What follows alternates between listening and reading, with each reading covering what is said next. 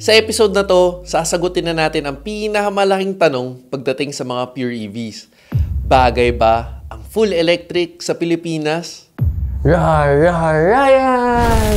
Etong 2025, nakailang episodes na rin tayo ng tungkol sa mga EVs.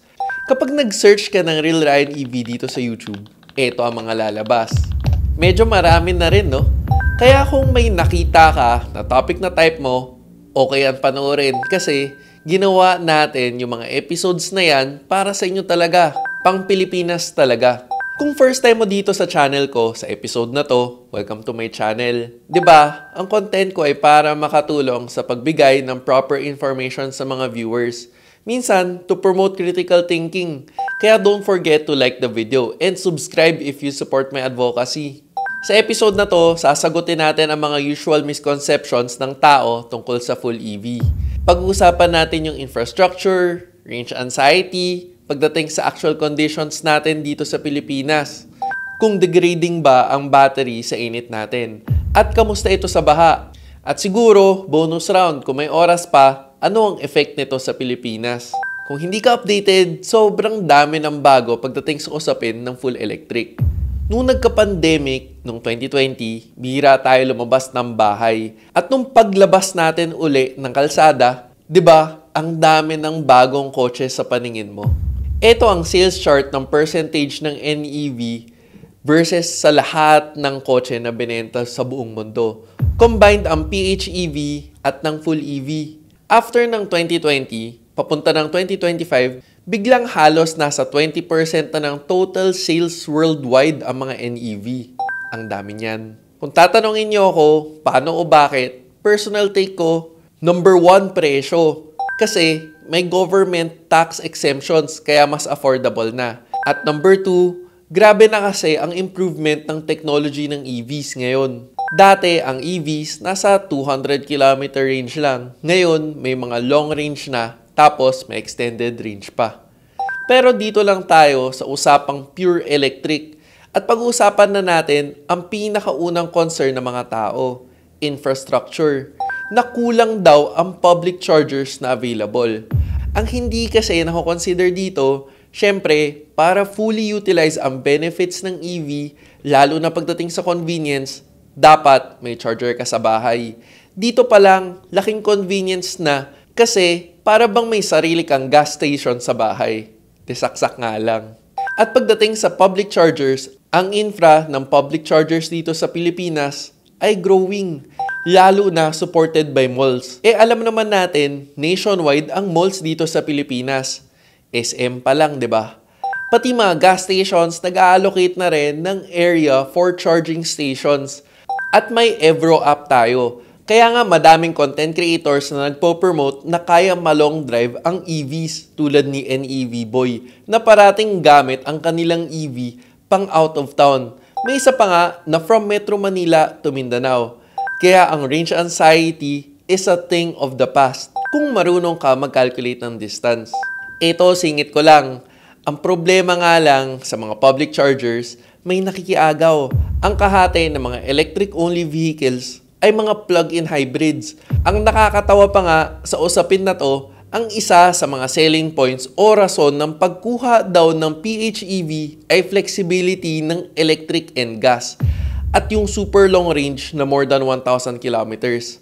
Pero ang tanong ko, bakit kaya nakikipagsiksikan pa rin ang mga PHEV sa public chargers kung ganun pala ang specialty ng sasakyan nila? Lalo na sa mga free chargers sa mall. Pero hindi ko sila masisi. Kasi, sino bang may ayaw ng free, di ba? Plug ko na rin pala tong episode ko na your first PHEV should also be your last. Next is yung weather daw sa Pilipinas. Na sobrang init daw dito sa atin. Na hindi daw healthy para sa battery.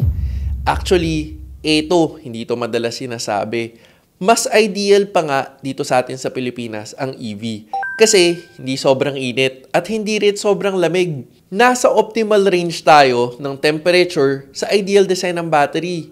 Sa ibang bansa kasi, kung saan may snow, malaki ang problema ng mga naka-EV. Dahil sa sobrang lamig, mabagal mag-charge at may energy loss pa kasi kailangan pang magpainit para umabot ng optimal temperature range. Tapos, pagdating naman sa usapan ng init, hindi naman tayo considered as extreme heat tulad ng mga lugar na may desert. Kaya sa temperature, okay tayo. Pagdating naman sa weather, madalas tayong bagyuhin. At ang kasama dito, baha. At ang pinakamadalas pa naisip ng karamihan, baka makuryente ka sa loob ng sasakyan. Ano ba guys? Nakaka-insulto naman ang ganitong pananaw. Malamang hindi. Siyempre, kasi isa to sa mga safety precautions nung dinidesign pa lang nung sasakyan. O eto, hindi rin to madalas sinasabi. 3 lang kasi ang greatest weakness ng EVs. At ever since, dito lang din sa 3, umiikot ang advancement ng tech ng EV car brands. Number 1, yung battery technology, na sobrang layo nang narating pagdating sa range at may fast charging na rin. Kaya madaming na-obsolete na EVs. Number 2, yung fire hazard. Kasi dati, nangyari pa yung self-combusting na EVs. Ngayon, kadalasan, external factors na. At number 3, yung pagiging waterproof. Sa China, kung saan karamihan ng mga EV car brands ginagawa, suki rin sila sa baha. Kaya may IP rating sila sa dust and water resistance. At para lang rin sa kaalaman ng lahat, same ang test ng mga car manufacturers pagdating sa modern ICE vehicles at sa mga EVs pagdating sa testing ng running in flooded areas. Kung iisipin mo pa nga, ang height limit ng tubig sa regular gas engine ay depende sa taas ng intake. Once napasok na yon, tapos na. Pero sa EVs, hanggang sa umiilaw pa at umaandar pa yung sasakyan, G pa yun. Pero in any type of vehicle, hindi nire-recommend ng any car brand na ilusong sa baha. At paalala ko na lang rin, huwag kalimutan magpa-insure ng sasakyan para hindi mo problemahin kung sakaling mabaha ang sasakyan mo. Okay, may time pa. At yung last topic natin sa episode na to, anong effect nito sa Pilipinas? In terms of environment, hindi pa natin alam paano yung end of life cycle ng EVs dito sa atin. Kaya hindi yun ang pag-uusapan natin. Pero ito ang instant impact niya sa environment natin. Na sure tayo. Automatic, less tailpipe emissions. Kasi zero carbon emissions. Basta ka sa traffic o hindi, walang byproduct na dagdag sa air pollution. At yung pinaka hindi napapansin o pinaka hindi pinag-uusapan na environmental benefit ng EV, yung brake dust. Ito, madalas hindi na pag-uusapan. Pero alam mo yung alikabok na itim sa gulong mo, tapos mapapaisip ka na hindi ka naman dumaan sa maalikabok na lugar, pero akala mo dumaan ka sa mabuhangin na lugar, malamang brake dust yun. Eh di ba, grabe alikabok dito sa Pilipinas. Isa na to sa makakabawas. Imagine mo na lang anong linis ang magagawa nito sa lugar natin. Kaya ito na ang tanong ko sa'yo. Ano na ang pananaw mo sa EV? At kung naisipan mo na mag-EV, may episode tayo para maging guide sa'yo para dyan. Hanapin mo na lang yan sa channel ko. Gusto ko mabasa ang opinion mo sa comment section.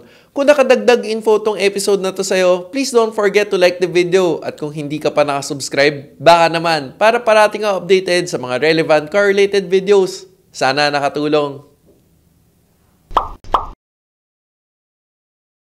O teka, pag may nakalimutan man ako, comment down below. This is me, Real Ryan, bringing you real talk, real experiences, and real reviews. Don't forget to subscribe, like, and click the notification bell. Thank you for watching. Peace.